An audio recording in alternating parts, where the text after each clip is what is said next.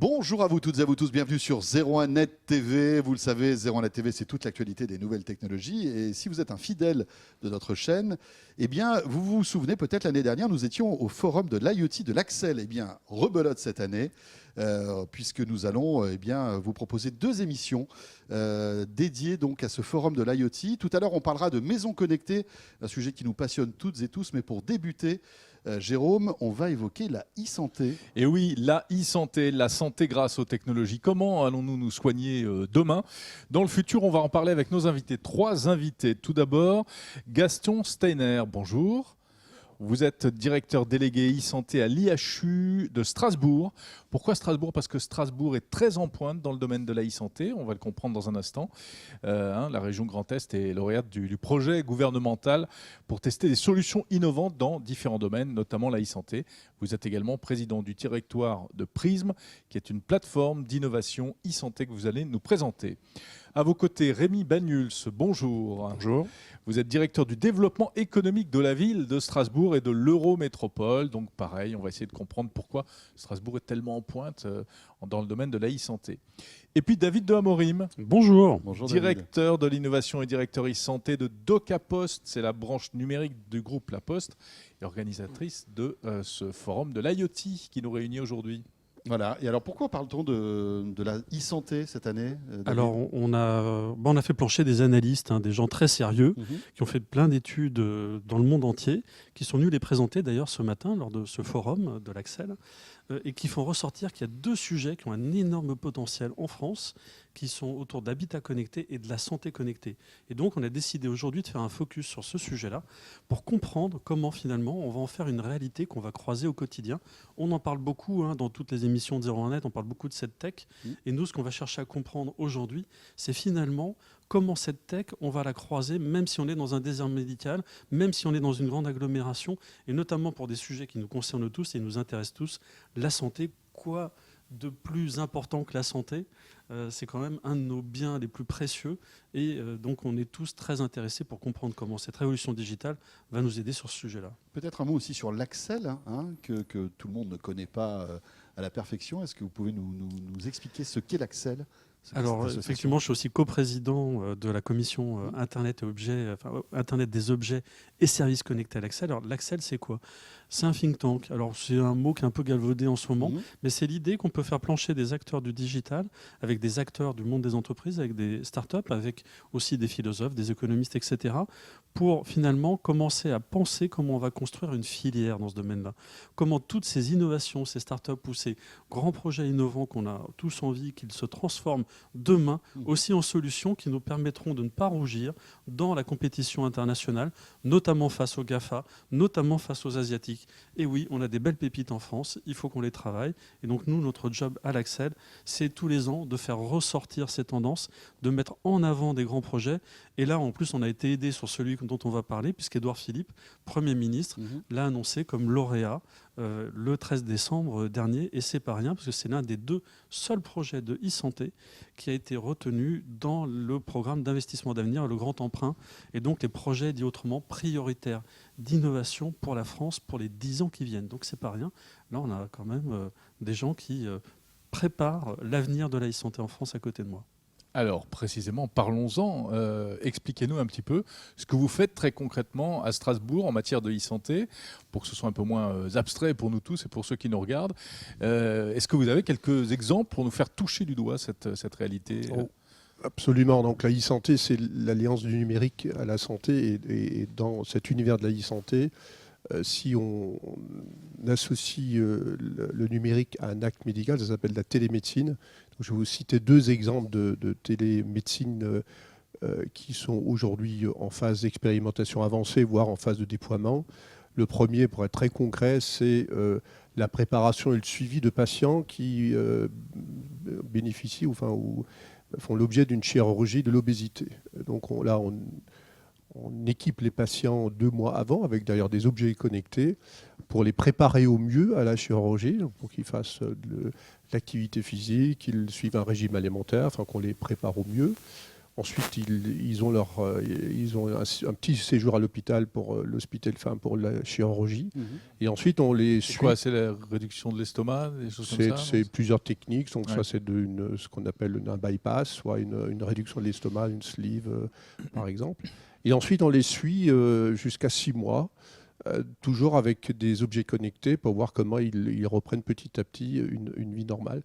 Donc voilà, ça c'est un exemple de suivi, pré- et post-opératoire avec de la télémédecine, avec de la télésurveillance médicale. Les objets connectés dont vous parlez, c'est quoi? C'est un bracelet connecté, c'est un tensiomètre, c'est une balance connectée, c'est un oxymètre de pouls par exemple. Ça peut être aussi un thermomètre connecté pour, après l'opération, de suivre la température. Donc voilà un exemple. Un deuxième exemple dans un champ un peu différent, c'est le suivi du risque de dénutrition des personnes âgées au domicile. Donc là aussi avec des objets connectés, une balance connectée ou un coussin peseur pour des personnes qui sont dans une chaise roulante. Et là aussi, avec des algorithmes d'IA derrière, on suit les différents paramètres et puis on peut détecter précocement ce risque de dénutrition. Alors, il y a pas loin de 200 patients qui sont intégrés et on a déjà permis de détecter ces risques et de déclencher des alertes sur des cas très concrets avant que ce soit trop tard. On va dire. Ouais. On voit que la e-santé, c'est bien au-delà aujourd'hui de la téléconsultation et des choses comme ça. C'est pour ça que la téléconsultation, on en parle beaucoup, parce qu'il y a une montée en charge, une montée en puissance très, très forte actuellement, mais il y a d'autres services qui sont dans la télémédecine, la téléconsultation, la téléexpertise, la téléassistance médicale et la télésurveillance médicale, dont je viens de vous donner 2 exemples concrets. Rémi Banyuls, alors comment Strasbourg est devenu un petit peu ce pôle d'innovation dédié à l'e-santé? C'est une volonté vraiment de la ville? Qu'est-ce qui s'est passé? Alors, ce qui s'est passé, c'est qu'il y a des acteurs historiques très importants, comme par exemple l'IRCAD, qui est un des spécialistes mondiaux sur la chirurgie mini-invasive, qui forme à Strasbourg plus de 6000 chirurgiens par an sur ces techniques-là. C'est un pôle d'excellence déjà. C'est un pôle d'excellence. Il y a un hôpital très important qui est un des plus importants hôpitaux en France également. Il y a eu d'ailleurs des expérimentations incroyables. Il y a de très nombreuses années, il y avait eu, je crois, une opération qui a été faite à distance entre New Absolument, York et absolument. C'était C'était l'IRCAD, c'était le professeur On voit Maresco. déjà qu'à l'époque, il y avait énormément d'avance. On et expérimentait pas mal de choses. Ils ont été pionniers. Donc l'IRCAD, dont je parlais, effectivement, a été pionnier et a aujourd'hui d'ailleurs des antennes dans le monde entier. Donc on a vraiment du rayonnement mondial sur certaines thématiques. Et la métropole, depuis plusieurs années, et la ville de Strasbourg, ont souhaité accompagner, renforcer cet écosystème pour permettre l'émergence et le développement d'innovations en santé et d'entreprises dans le domaine de la santé. Là, on va un peu plus loin, puisque ce projet territoire de santé de demain, il s'agit non pas d'avoir de belles innovations, mais aussi de transformer le territoire en profondeur, qu'il y ait des impacts pour la santé des habitants, et on ne va pas regarder juste les exploits médicaux, mais aussi comment on améliore, y compris par l'activité physique, la santé des habitants. Et là, on peut retrouver aussi des questions d'objets connectés et de partage des données. Un des exemples dans notre projet, on a une petite start-up qui démarre qui s'appelle Ethirio, qui à la fois s'appuie sur l'expérience qu'on a sur le sport santé à Strasbourg. C'est une des villes pionnières dans cette thématique, mais aussi sur de l'expertise d'entreprises comme FizzUp. Je ne sais pas si vous connaissez, c'est la première application aujourd'hui de coaching sportif qui vient de notre région. Et donc voilà, on va travailler avec l'écosystème local, les entrepreneurs, les universités, les acteurs publics pour résoudre des problèmes de santé du territoire, des territoires, et les appliquer, proposer et les en fait, aux développer, habitants. avec les partenaires publics et les proposer aux habitants. David de Amorim, donc DocaPost est partenaire industriel pour un certain nombre de ces solutions. Qu'est-ce que vous avez mis en place comme solution technique? Alors très concrètement, on est partenaire industriel DocaPost, mais plus globalement, le groupe La Poste est aussi un partenaire humain. C'est-à-dire que nous, ce qu'on cherche à faire, c'est amener de la confiance dans ces systèmes-là, que ce soit les solutions portées par des startups. L'année dernière, on avait pu voir dans cette émission Visible Passion, qui est une belle pépite qui a fait un formidable chemin, donc un système de modélisation 3D. Mais il y en a plein comme ça. Et à un moment donné, quand on travaille, nous, avec ces startups, on les aide aussi à accéder à des marchés beaucoup plus larges. Parce que finalement, cette innovation, quand on a des pépites, il faut les sortir de la mine, il faut tailler un peu la pierre, et puis il faut la rendre visible, il faut l'exposer. Et donc nous, notre job, c'est finalement d'interconnecter tout cet écosystème d'innovation médicale, de start-up ou d'industriels, vers une plateforme nationale qu'on a déjà commencé à construire déjà depuis quelques années avec Gaston et avec Rémi, qui s'appelle Prism, qui est une plateforme d'innovation en e-santé. Et alors l'idée derrière, elle est très simple. On vient se brancher, une prise, la logique de la prise, et puis du coup, cette plateforme, elle est connectée à tout l'écosystème territorial. Donc si je suis dans un petit village, dans un désert médical ou dans la métropole ou demain dans un autre territoire, où que ce soit, je peux accéder à des services qui ont été développés. Et donc cette pépite ne va pas rester ignorée. Elle ne va pas rester au fin fond de la mine. On va la faire ressortir. Et ça, c'est important parce que dans le domaine de la santé, on a des choses incroyables en termes dans l'intelligence artificielle, dans l'IA, dans l'IoT, l'Internet des objets connectés. On a des savoir-faire incroyables. On a une expertise médicale. On l'a vu à Strasbourg avec un niveau de visibilité mondial. Donc il n'y a pas de raison finalement qu'on ne fasse pas émerger demain des services qui ne vont pas être juste des champions technologiques ou des champions médicaux, mais surtout des champions du service à la personne, chez elle, dans son quotidien.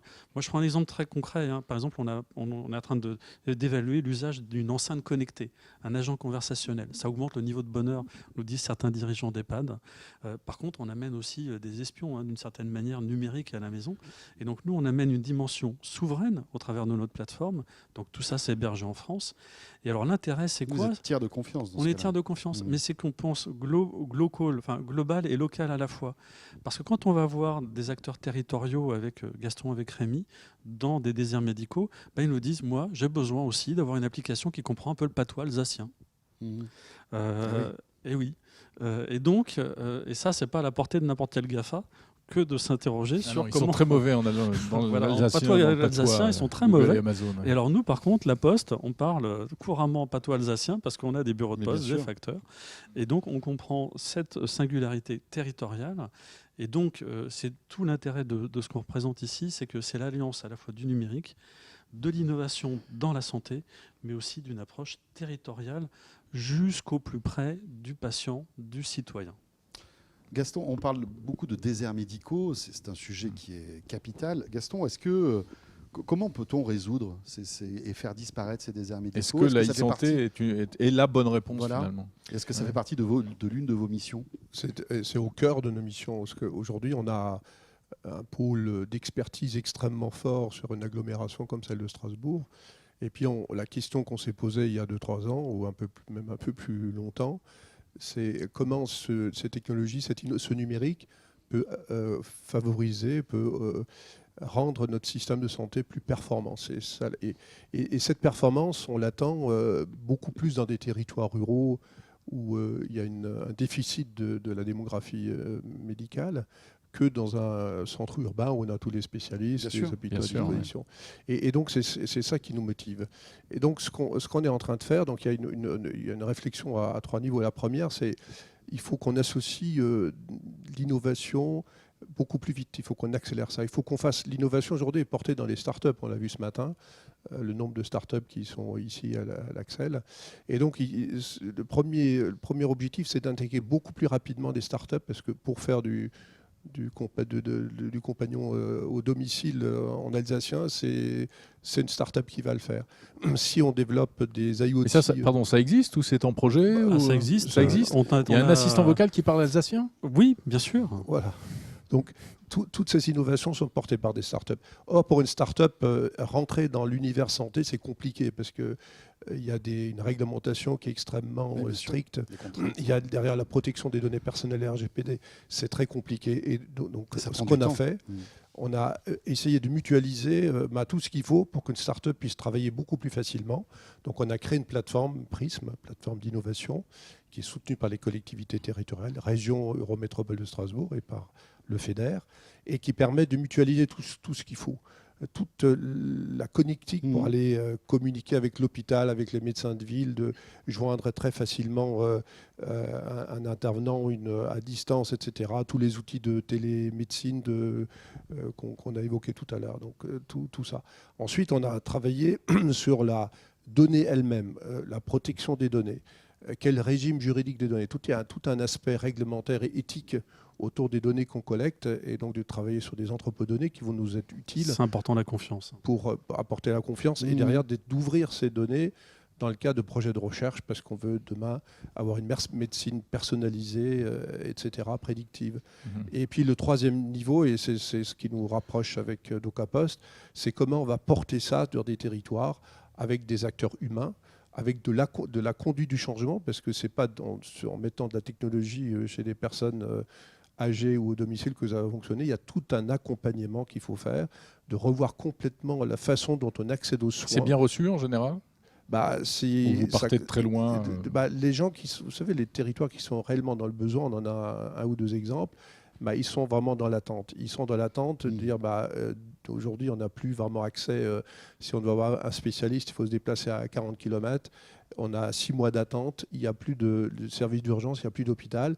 Donc, ils sont vraiment en attente par rapport à ce complément, à cet atout de comment on peut accéder d'une manière différente aux soins.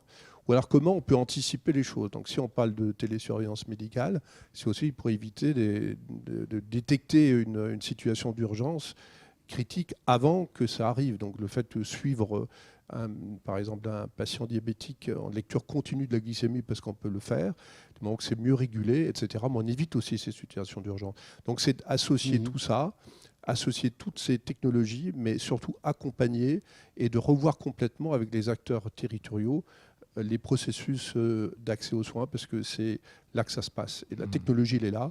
Simplement, il faut maintenant cet accompagnement, et c'est là qu'on a besoin d'acteurs comme La Poste. Alors, il y a l'aspect économique aussi. Tout ça, c'est quand même générateur d'emplois, d'entreprises, etc. Rémi Banyuls. Oui, alors il y a des startups qui se développent depuis nos territoires, mais aussi nous, on croit vraiment à un modèle local. Les gens vivent dans des communautés, dans des territoires. Donc les acteurs de soins, les acteurs de prévention, les clubs sportifs, les collectivités sont dans des territoires. Et comment on arrive à mobiliser ces communautés-là, et le numérique vient au service d'une mobilisation. Et il y a un numérique citoyen. Voilà, il y a un modèle qui permet aussi. On sait que c'est expérimenté à 50 km de Strasbourg, de l'autre côté de la frontière, où l'assurance maladie partage les économies réalisées par ce modèle-là avec une société locale qui inclut tous les acteurs locaux pour développer les actions prioritaires, qu'elles soient de soins ou de prévention ou d'activité physique. Vous dites de l'autre côté de la frontière, c'est-à-dire en Allemagne ? En Allemagne. D'accord. En Allemagne. Donc ils sont plus en avance ? Ils sont, sur certains points, on est plus en avance. Là où ils sont plus en avance aujourd'hui, et l'Union européenne a considéré que c'était un des 4 modèles exemplaires en Europe, c'est la capacité de l'assurance maladie à contractualiser sur les économies réalisées. Donc il y a cette souplesse-là qui est possible, et sur un modèle territorial intégré, centré sur le patient, où le numérique est au service d'une nouvelle manière d'approcher la santé sur les territoires. Rémi Banyuls, en tant que directeur du développement économique de la ville de Strasbourg et de l'Eurométropole, il y a aussi, on va dire, une composante importante, c'est on va dire les télécoms et la connectivité.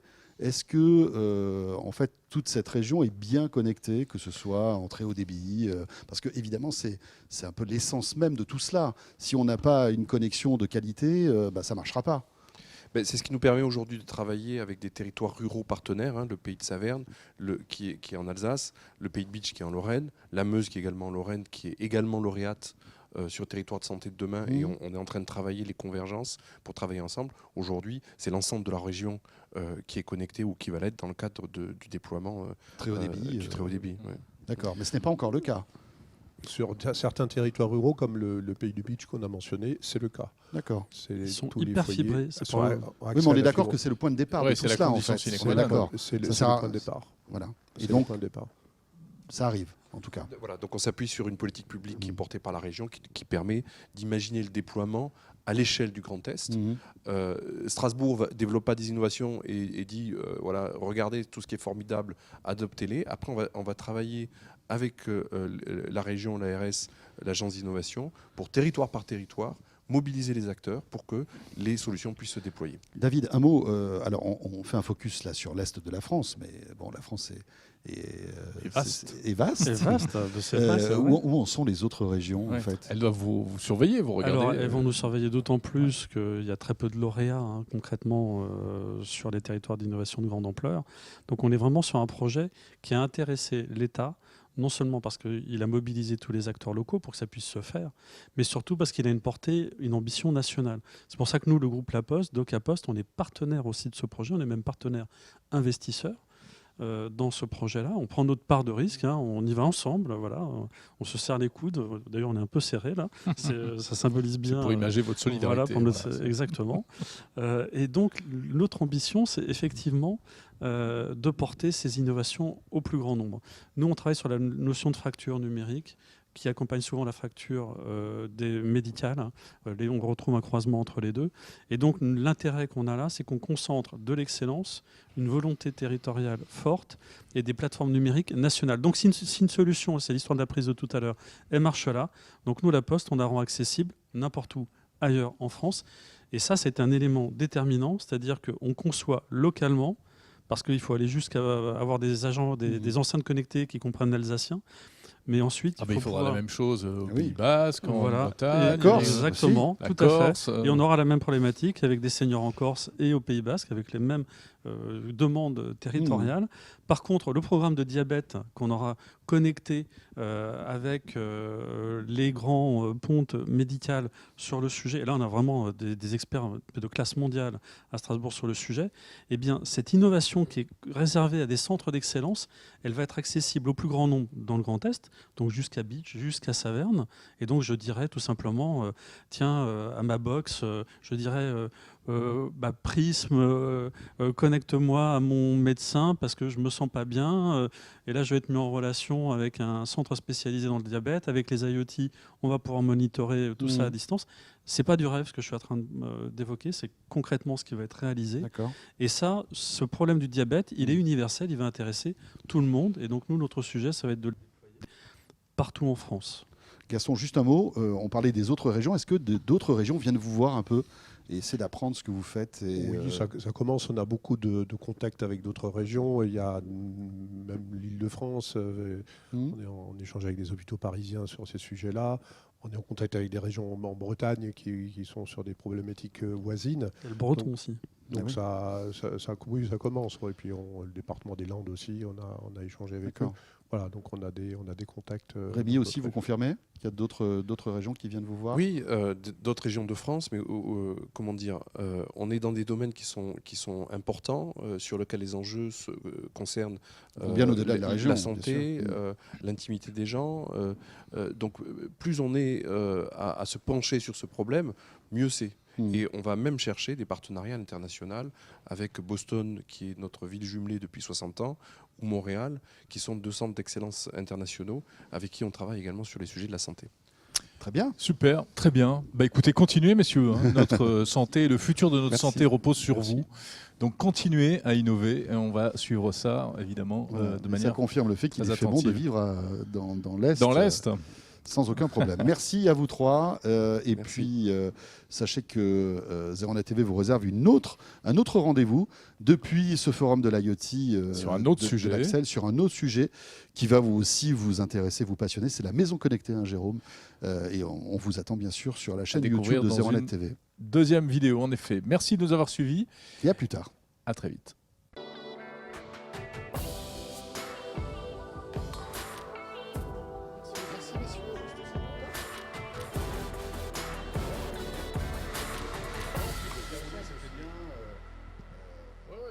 Non.